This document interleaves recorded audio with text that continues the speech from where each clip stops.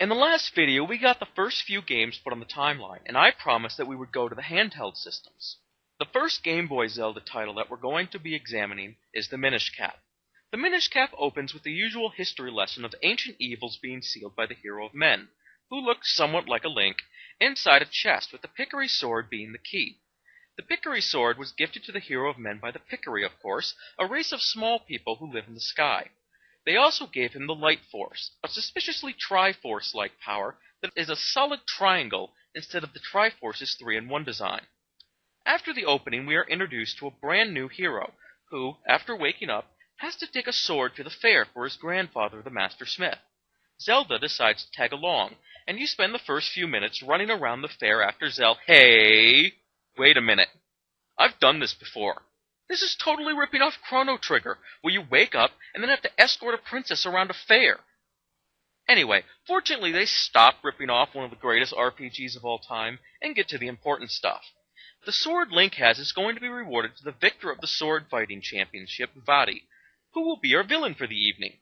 Vaati has won the sword fighting competition so that he could gain access to the bound chest mentioned in the intro.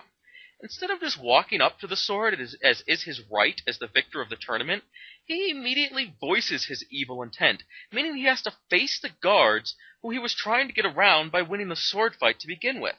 So, yeah, Vaati is kind of an idiot. Anyway, he kicks the guards' asses, destroys the Pickery Sword, opens the chest, and hey! That's Final Fantasy IV! It's like the game designers looked at the best RPGs ever made and just copied scenes from them. I mean, come on. This is the Legend of Zelda. You don't need to resort to this. So anyway, Vaati unleashes hordes of monsters on the world, turns Zelda into a statue, and Link is sent on a quest to fix them all. Why do they send the kid instead of one of the trained guards who are standing right there? Moving on.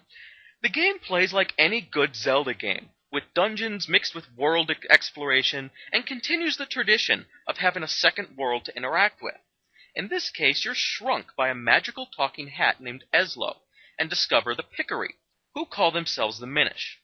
Eventually, you learn that the magic hat you found was once a Pickery, and the master of Vaati, who was also a Pickery. It turns out that Eslo was an inventor who created a cap that could grant wishes. Vaati stole the cap and wished to be the greatest Hyrulean mage who ever lived, and then turned Eslo into a hat to keep him from stopping him. In the end, you end up defeating him, of course, and saving Zelda. So where to place it in the timeline? Looking at the elements that are in the game, there are several things to help place it. Paramount of these is actually that Ganondorf and the Master Sword do not make an appearance, although the Master Sword and the Pickery Sword do appear to share some elements both in ability and appearance. This makes it one of the few Zelda games that is eligible for taking place before Ocarina of Time. The Triforce also doesn't make an appearance, although it is depicted on the Hyrulean seal. Or does it? It's never fully explained what exactly the Light Force is.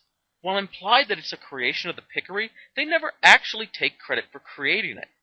It may be that the Light Force is actually a piece of the Triforce that the Pickery just had custody of, and when we later learn that it was hidden by passing through every incarnation of the Princess Zelda, it seems it may indeed be the Triforce of Wisdom and was simply never recognized as such. It may be that the people of Hyrule at this point didn't know that the Triforce could exist as three separate pieces. If this is a sort of origin story for how Zelda's bloodline gains the Triforce of Wisdom, this would imply that it is before Ocarina of Time. It is also interesting that this Link, like the hero of men from the intro, does not have the iconic hat until meeting Eslo. This also implies that the tradition of wearing a green pointed hat started from this incarnation of Link, also meaning it would happen before Ocarina of Time. The Minish Cap is also part of a sub-series called the Four Swords, and in later videos, we will see more evidence that this game takes place before Ocarina of Time. Because of all of this, that's where we're going to place this game, coded red. It is slightly possible that it takes place after Ocarina of Time, but it's unlikely, as there is nothing to suggest that it does. That being said, it could if you really wanted it to. Now, while I might come off as bashing this game from time to time, it was actually a lot of fun, and the ability to shrink in size was a novel concept. There were also a lot of fun characters to meet, and side quests to do. And stop! Stop! Stop! Back up. Further? Too far. Stop. What the hell? That's Tingle! Again! So what, now he's in a game that I'm placing at least 100 years before Ocarina of Time? I swear, Tingle is that annoying uncle who always shows up to family reunions, eats all of your stuff, and then tells your girlfriend embarrassing stories about your childhood.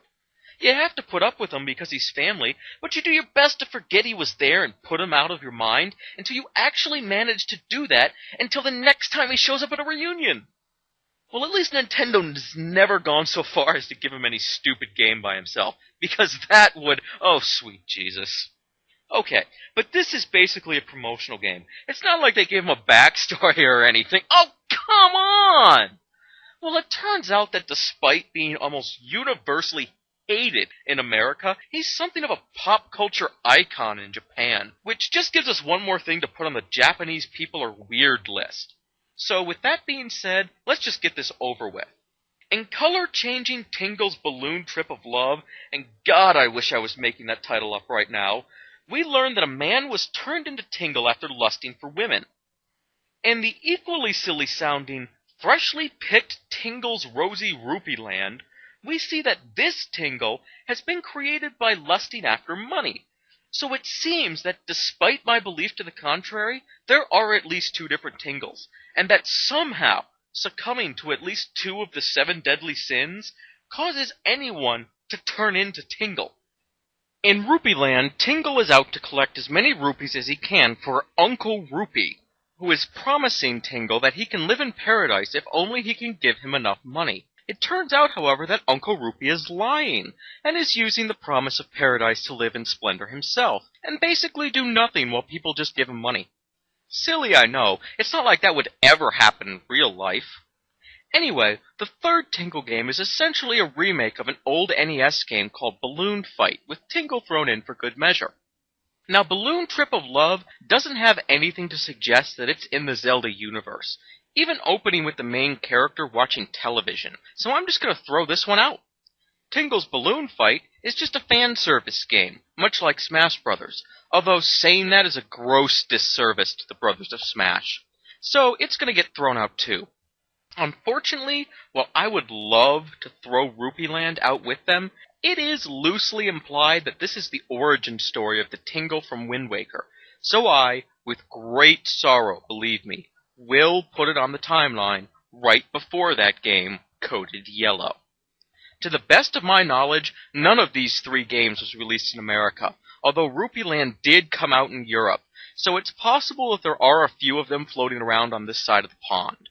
It's probably for the best, as the only thing that the vast majority of American Zelda fans would do after buying these games would be to create the world's biggest bonfire out of them and dance as Tingle burned. The only good thing to come out of these games is that since we now know that there are multiple Tingles and multiple ways to become Tingle, we can completely ignore him from here on out while creating the timeline. And thank God for that. If I had to talk about this guy one more time, my head would have exploded. Well, in the next video, we will look at a werewolf Link and a mysterious hourglass.